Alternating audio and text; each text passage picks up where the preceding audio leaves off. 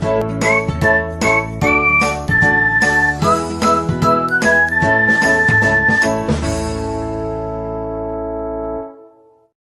day everyone, I'm your Mr. ATL and welcome back to my channel. So today's video, we're going to discuss about the graphs of sine and cosine functions. So let's start with graph of the function y equals sine x. So there's a variable x and y there. So the first step that we're going to have is the construction of the table of values.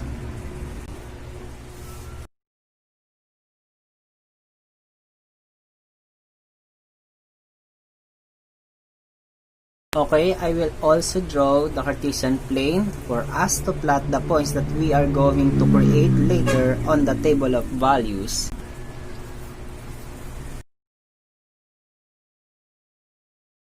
Okay, so I have the table of values. I also have the Cartesian plane where we are going to plot the points that we will form later.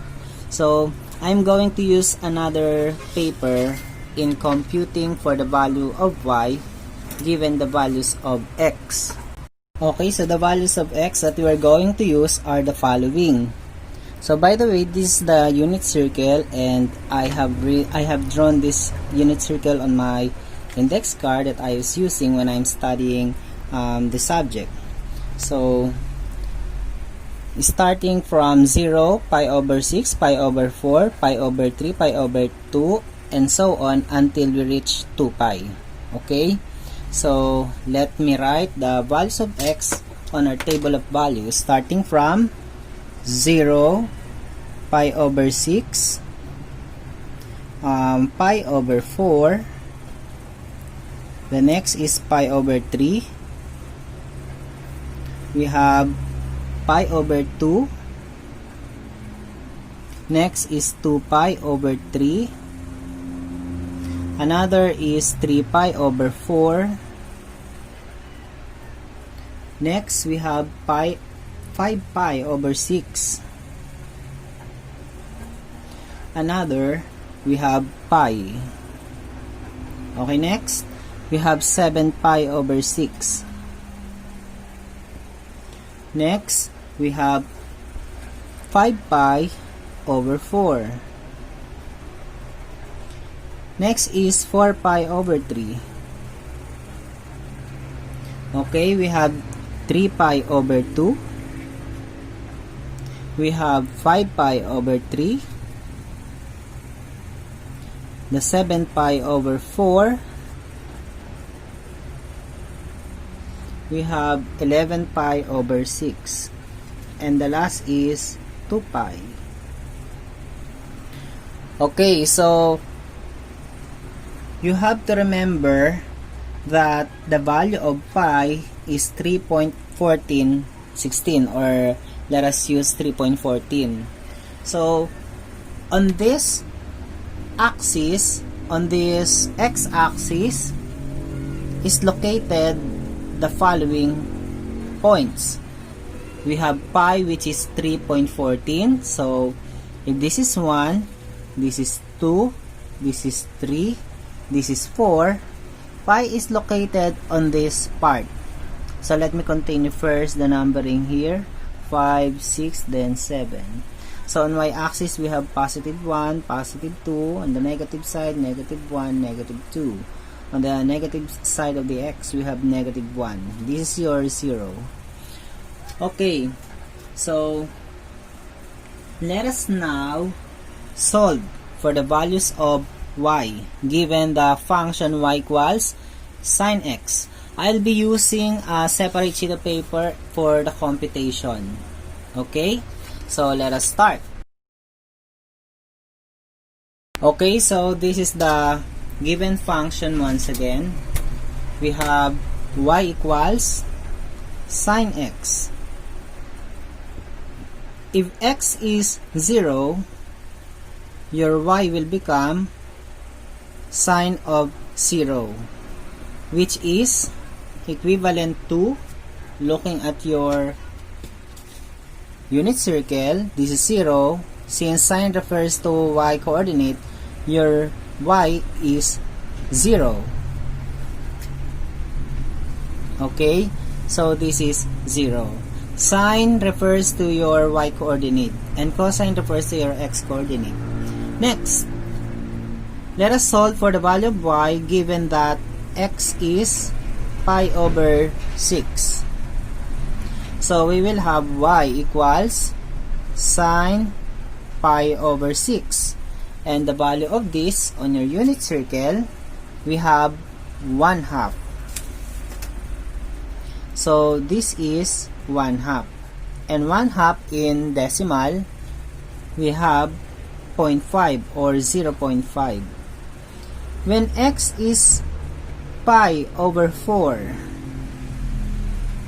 so we have y equals sine pi over 4, and the value of that on your unit circle, we have square root of 2 over 2.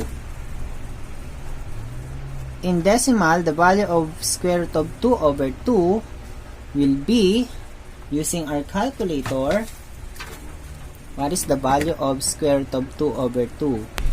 Square root of 2 over 2. The value of that is 0.71.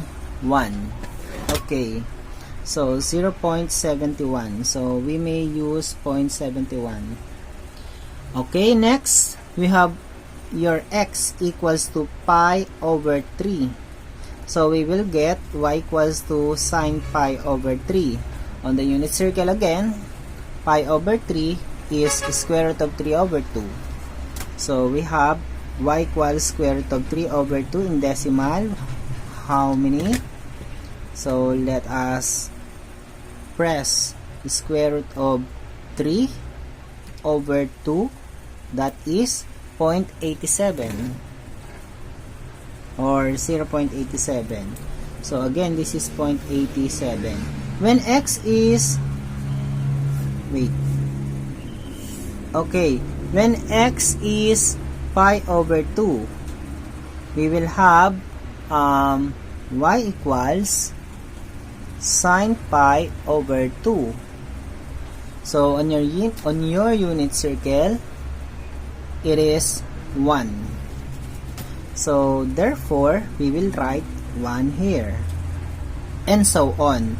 If you are going to, let's say for example, we have completed already the values of y given the values of x here. So you will just get the y coordinate of this point. Okay? So until you reach this 0, until 2 pi. Okay, so let me write it.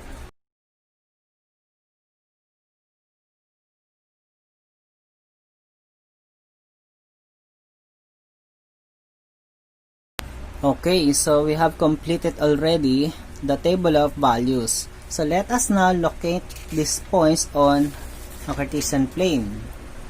Okay, so we do not have pi over 6, pi over 4, pi over 3, pi over 2, 2 pi over 3, and so on, but it's only 1, 2, 3 until 7 for the x-axis. So since the value of pi is approximately 3.14, let us use now that pi is 3.14. So this is 3.5. Let's say this is your 3.14. Okay. We have 3.14 here. If this is your 3.14, this is your pi. Okay. So 2 pi is 6.28. So let us find 6.28, and that is here. So this is your 2 pi and 6.28. Next, what is now the value of pi over 6? 0.53 per x, approximately in this part. 0.53 or pi over 6.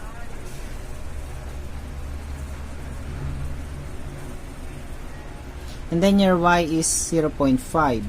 So 0.5 and pi over 6 is in here. Let us use this. Okay, 0, 0 is on this part. Next, we have pi over 4 and 0.71.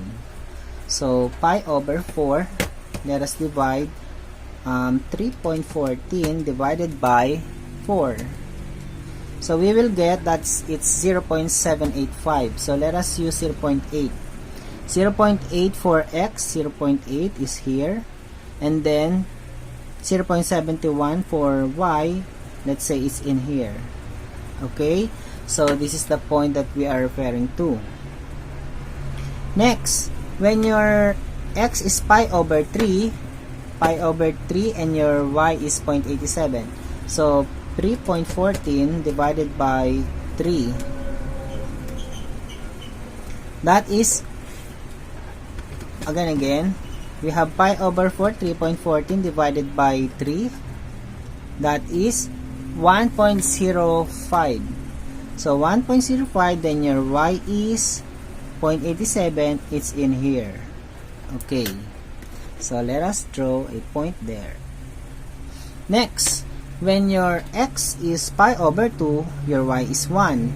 But what is pi over 2? Let us divide 3.14 divided by 2. That is 1.57.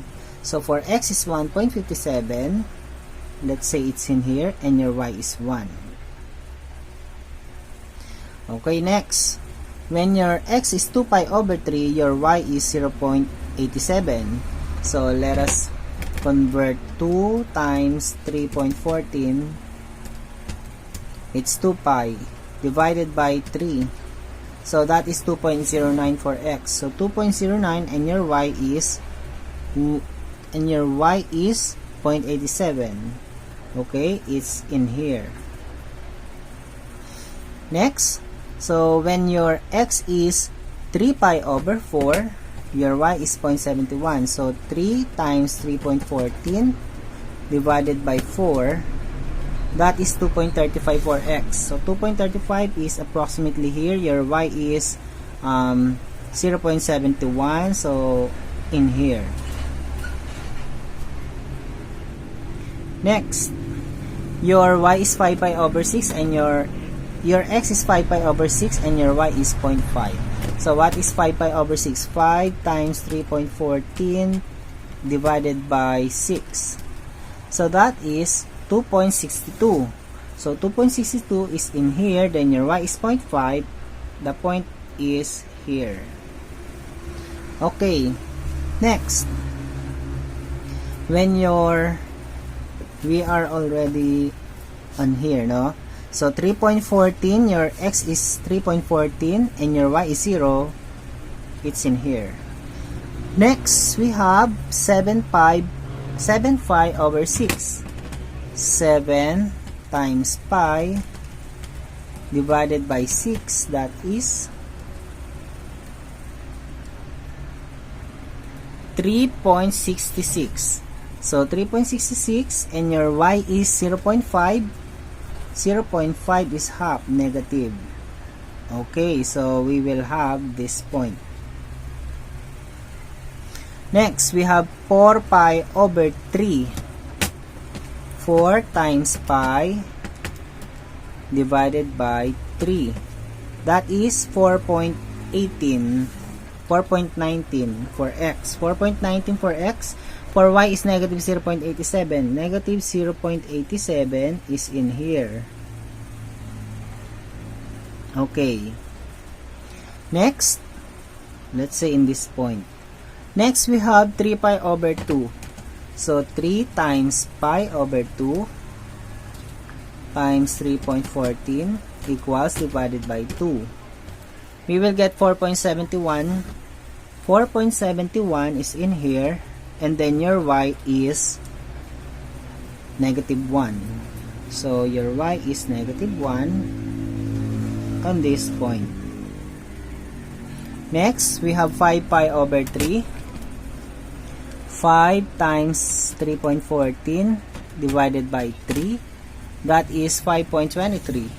So, for x, 5.23. Then for y is negative 0.87 on this point.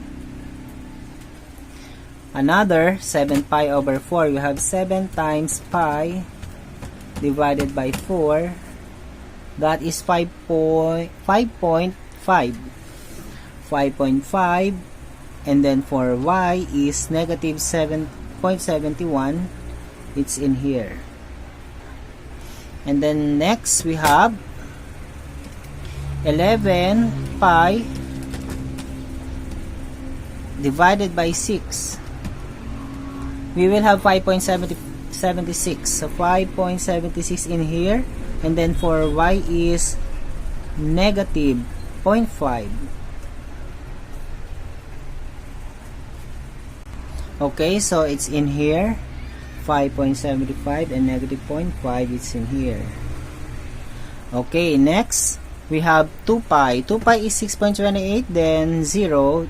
This is the other point. Okay, so now look at the dotted figures. If you're going to connect these points using smooth curve, this what will happen. So let me use another color. This red may do. Okay, so from this point up to this point, connect them, and then connect also on these points until here. Okay, continue until here, and also in here. Okay, so let us identify the properties of the sine function. So as you can see, the range of the values of sine x includes all real numbers from negative 1 to positive 1. So the numerical value of sine x is never more than 1. So the maximum here, positive 1, and the minimum is here, the negative 1. Okay, so this is your pi over 2 for the maximum point. For the minimum point, that is the 3 pi over 2. Okay, so from 0, pi over 2, pi, 3 pi over 2, and 2 pi. These are the 4 partitions for the sine function, where the values of x is greater or equal to 0 but less than or equal to 2 pi. Okay, again, the maximum value of the y equals sine x is 1. Okay, that is 1 at pi over 2. That's the maximum. And for the minimum value for this function is negative 1.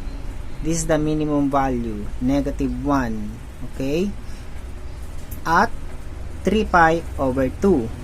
So the maximum value is 1, the minimum value is negative 1. Okay, so the period for the y equals sine x is 2 pi, and for the amplitude, that is equal to 1. Amplitude is from here until here, that is 1 unit. Okay, or from here from up to there, that is 1 unit also. That is what we call the amplitude. By using the general form for sine function, we have a equals to sine dx, where the period is equal to 2 pi over b. So in this case, y is equal to sine x. Our a is 1 and our b is 1. A stands for the amplitude, and then b is imaginary 1. If you're going to substitute it in here, we will get 2 pi over 1 or 2 pi, and that is our period. Okay? Okay, by the way, the graph of sine function is continuous if you're going to continue our x values here. Of course, we can find another set of values for y. With that, we can just continue the flow of the curve on this direction. Okay, so also on the negative side, we can also continue the curve on this way. So we can say that the domain starts from negative infinity. So the domain of sine x. So the domain is from negative infinity until positive infinity. Again, we are going to sketch the graph of y equals sine x. So from our general formula, y equals to a sine bx, the value of a is imaginary 1. The value of b is also 1. Sorry, it's b. That is 1. So to find the period, we will use 2 pi over b. And b is 1. So therefore, the period is 2 pi. Okay? So, in other words, the sine function is a periodic function with fundamental period of 2 pi. And y equals sine x has an amplitude of 1. So, given that the fundamental period is 2 pi, we are going to divide it by 4 to find the partitions. Okay, so this will become 2 pi over 4 is pi over 2. Then pi over 2 plus pi over 2 is pi. Pi plus pi over 2 is 3 pi over 2. Then plus pi over 2 again, we will get 4 pi over 2 or 2 pi. So let us now sketch its graph. So this is your y-axis and this is your x-axis. So starting from 0, let's say this is your pi over 2, your pi, your 3 pi over 2, and your 2 pi.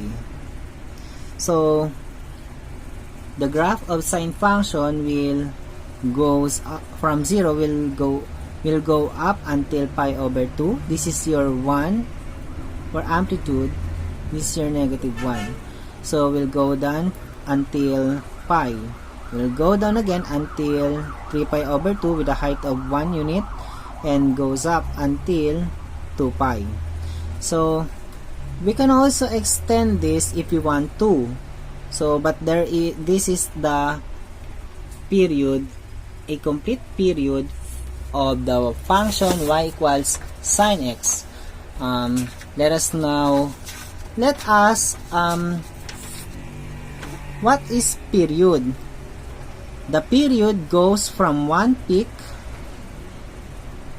to the next, or from any point to the next matching point. So this is the first point, starting point, and this is the other matching point. So that is a period. Okay, so if you're going to continue, we can also do that like that. Okay,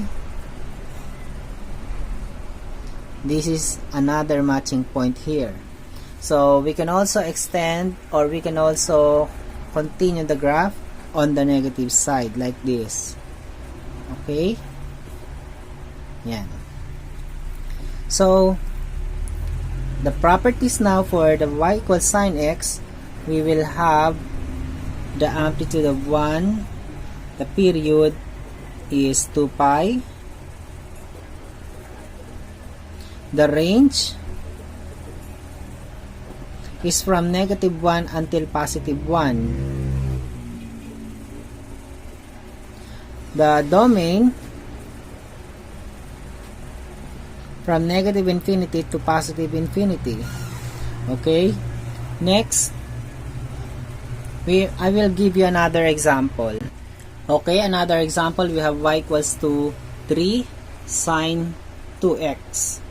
So using y is equal to a sine bx, the value of our a is 3, that's the amplitude, and the value of b is 2.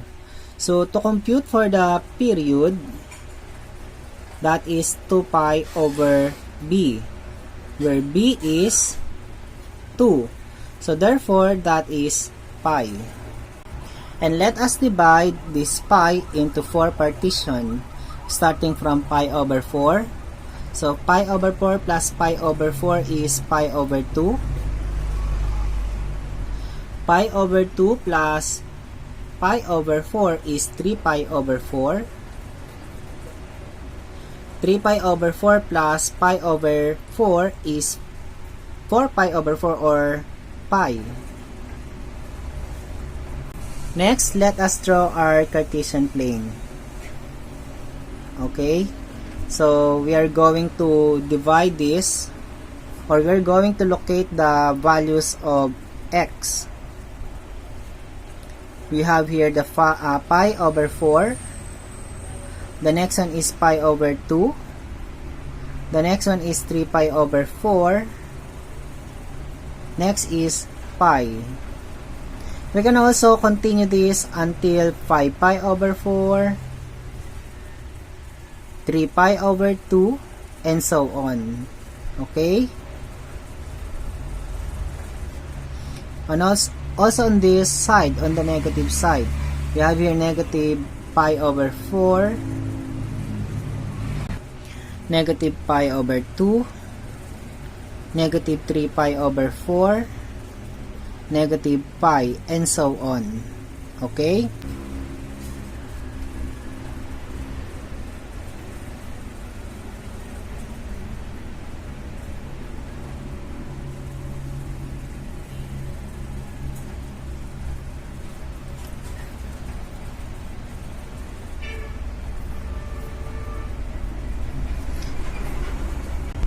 So once again, this is the graph of the y equals sine x. We can even continue until this part, going down, and we can also repeat until several period.